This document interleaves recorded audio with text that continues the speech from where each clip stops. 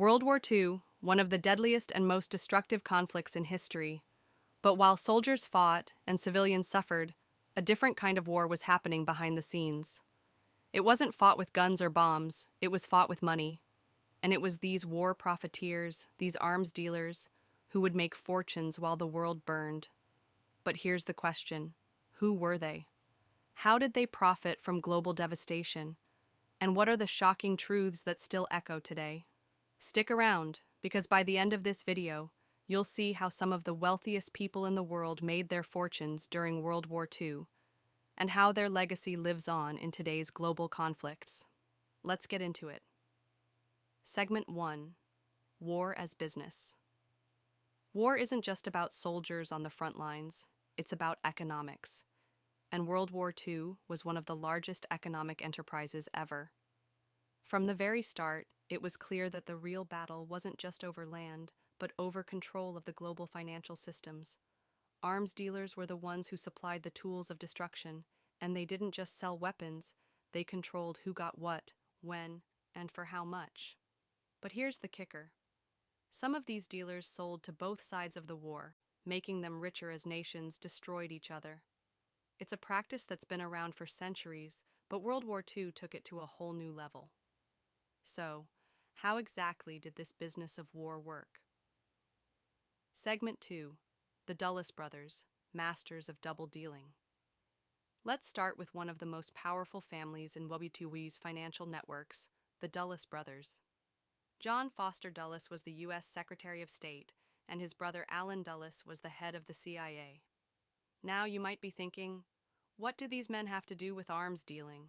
Well, it turns out, quite a lot. Before they held their powerful government positions, the Dulles brothers were deeply involved in international finance and business, especially with companies that were trading with Nazi Germany. In fact, they were instrumental in making sure that U.S. companies didn't lose their grip on the wartime economy, and some of these companies were selling weapons to both sides of the war. How did they manage this? They used their positions to manipulate the system and keep their financial ties alive, even in the middle of the most brutal conflict the world had ever seen. And they weren't alone. Segment 3: IG Farben, the corporate machine behind the Nazi war machine. Another key player was IG Farben, a massive German chemical conglomerate. You've probably never heard of them, but they played a huge role in World War II, and not just in making chemicals. They were directly involved in the war effort, manufacturing explosives, synthetic fuels, and even nerve agents for the Nazis. But here's where it gets dark. IG Farben wasn't just making money from war. They were making money from human suffering. They were heavily involved in the use of forced labor from concentration camps. After the war, the company split up and became part of the foundation for modern giants like BASF and Bayer, which are still global powerhouses today. Imagine that.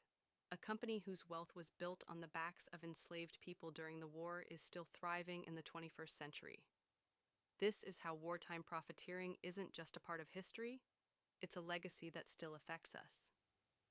Segment 4: Switzerland's secret role, neutrality or opportunism. Switzerland, famous for its neutrality during World War II. But what if I told you that Switzerland's neutrality wasn't as innocent as it appeared? The Swiss banks became a central hub for money laundering, as both Axis and Allied powers used Swiss accounts to hide their wealth. But that's not all. Swiss companies like Oerlikon were producing anti-aircraft guns that were sold to both sides of the war.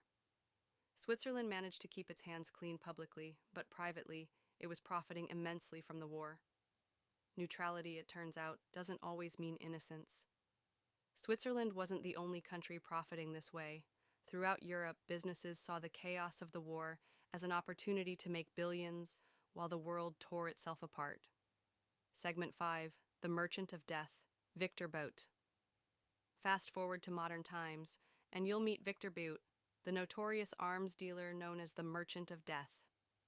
Bout wasn't around during World War II, but his activities mirror the wartime profiteering that we're talking about today.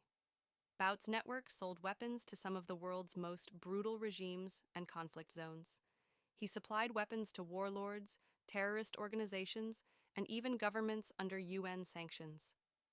His operations show how, even today, the business of war is fueled by arms dealers who are willing to profit at any cost, no matter the consequences.